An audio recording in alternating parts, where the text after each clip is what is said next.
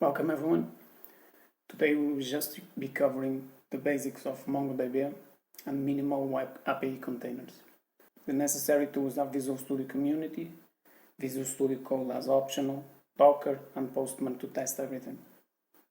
The necessary documentation is the built-in container support for .NET, how to create a new Web API, both minimal and with a controller.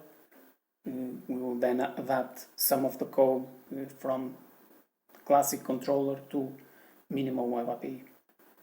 So we'll start by creating a new MongoDB in a container, how to use a minimal Web API and leverage the container support, discard the controller in favor of minimal code, use type response and map group API, access a MongoDB from the API and test with Postman.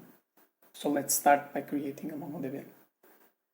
You can create a MongoDB and a MongoDB Express manually, or you can create a Docker Compose similar to this one. If you make a Docker Compose, you will need 2 volumes for the main MongoDB, and the Mongo Express does not need any kind of volumes. Once it's running, you go to localhost, and this is the Mongo Express D. Now we will show how to use the minimal Web API, how to leverage the built-in container support, and how to discard the controller in favor of minimal code, as well as type response and map group API. These are some of the packages that we installed, but test everything by yourself and see which ones you need in your project. You may not need all of them. So you start by creating a class. In our case, we call it a character. We also complicated things a little bit, so we added a vector in order to store the 3D position of a character. In this case, you need a constructor in order to serialize and deserialize. The respective documentation is as follows. You just add an entity. You can create one of your own. You then create a class to store the database settings. We also added an interface in our case.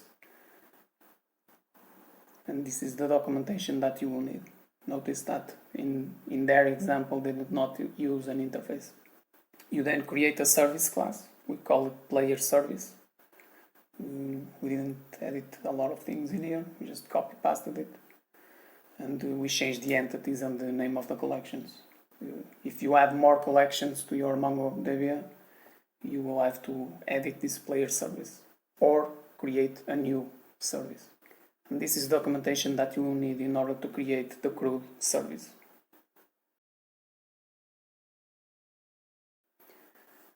We then modify and adapt it according to the minimal Web API from the map group section forward. So we will not be creating the controller, we will be using the other documentation. Now we can configure the app settings.json that contains the connection string and wires to the MongoDB.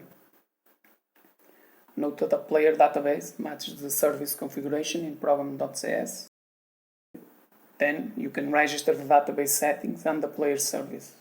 It will be using dependency injection and the singleton, so it does not create more than once. Followed, we have an example of individual and group mapping.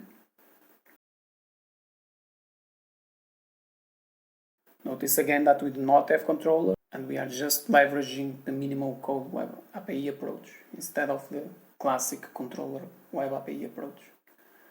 We also use type result instead of result. The program leverages the player service directly instead of passing through the controller. Once your modifications are done, you can continue to use the built-in container support and you run these following commands. And this is the expected result. You will have a MongoDB running, a Mongo Express or a Mongo admin running, and the Web API. Now we will test how to access MongoDB from the API using Postman. This is the MongoDB Express.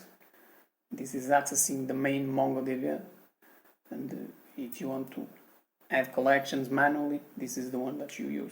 If you want to use the Web API, you can start by checking with the new world. We always keep this request here.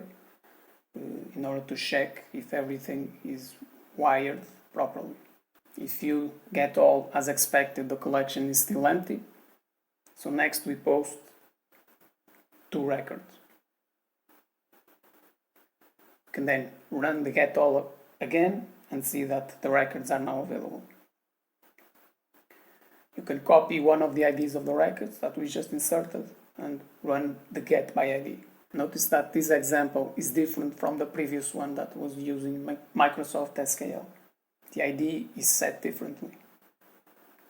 We then copy another ID that we just inserted and we test the modification or the put in an existing record. We'll just be changing the name. Notice that you need to match the ID in the URL and the ID of the body. Otherwise, you have to modify your code so you do not have to pass the ID in the body.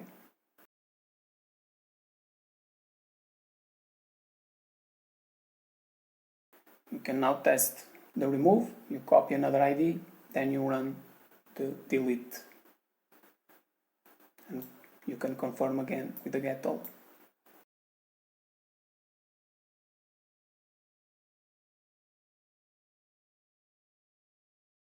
That's it for today regarding MongoDB and minimal Web API containers. We will see you in another video.